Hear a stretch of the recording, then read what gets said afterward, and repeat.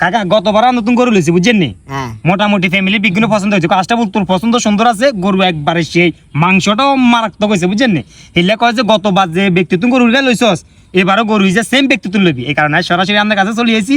এই গরু এটা মোটামুটি পছন্দ হয়েছে, আমি ছোট ফ্যামিলি তো একবারে পারফেক্ট হইব। কত দিতাম কম? বাজি একটা গরু হালিবি মানুষ করা আর একটা সন্তান হালিবি মানুষ করা হিসেবে একই কষ্ট গিয়ে গেছি বুঝছেন।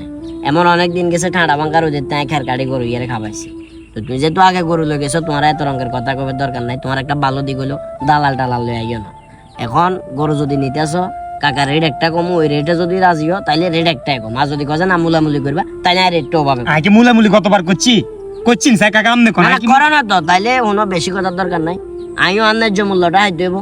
তুমিও যেহেতু আল্লাহর সন্তুষ্টি অর্জনের লাভলি কোরবান দিবা, তোমারও অন্তত পক্ষে গরুটা পছন্দ হইতে মানে গরু পছন্দ হয়েছে তোকে? আলহামদুলিল্লাহ আলহামদুলিল্লাহ যা আছে ঠিক আছে, তাইলে তুমি কাকারে 70,000 দিয়ে দিতে। কি কাকা এটা কোনো কথা কই না, আমার লগে আমরি মুরামুলি করতেন না 65 না। তুই বাজারে যাও, বাজারে যাই একটু আড়ি চাইলে অন্তত জিনিসটা বুঝবা। কথা বুঝুন, অনত সময় অনেক আছে। আম্মা মনে কইছে আমনে তুই লই বললাই আই কিলে বাজারে যাব। আর ইয়ে দেশি গরু কথা বুঝিও। 65000 এখানে 2000 না হাইতেন না 70 বরাবর দিতে হবে বাজি, নাইলে তুই নমি সময় কষ্ট না না আচ্ছা ধরেন না ইয়ে সাই। আচ্ছা 78 যান এই 2000 টাকা দিয়ে ও গরু বাই থাটা দিয়েন কেন? 2000 টাকা রাখো, 2000 টাকা বলতে বুঝি না। এটা অ্যাডভান্স দিছি আর কি, বাকিগুলো অ্যাডভান্স নয় বলো, আরে বরাবর 70 এ দিতে হবে। তুই ওমা এটা কি এর কথা কইলেন কাকা, আমনে টাকা দিতেন না? শুনো মনে কষ্ট নিও না বাতি যা, তোমার কইলাম তোমার মনে কষ্ট যাবো।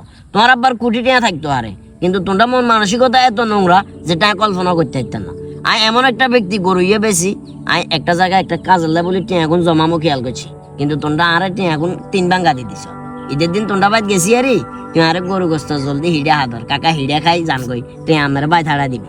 ইসলামিক ভাবে যদি চিন্তা করো তাইলে গরু জাতুন লইছ, গরু ইয়ে কোরবান দিবের আগে হেরে টিয়া এখন দিয়ে দিবেন নিয়ম আছে। জিনিসটা মাথাত নাই, খালি মানুষের দেয়া বেলাই গরু গিয়ে লইছ, গরু ইয়ে কোরবান দিছ, গরু গোস্ত কর ফ্রিজে ঢুকর এগুলা লই ব্যস্ত আছো। আর কত লই এবার গরু জাতের বেশি।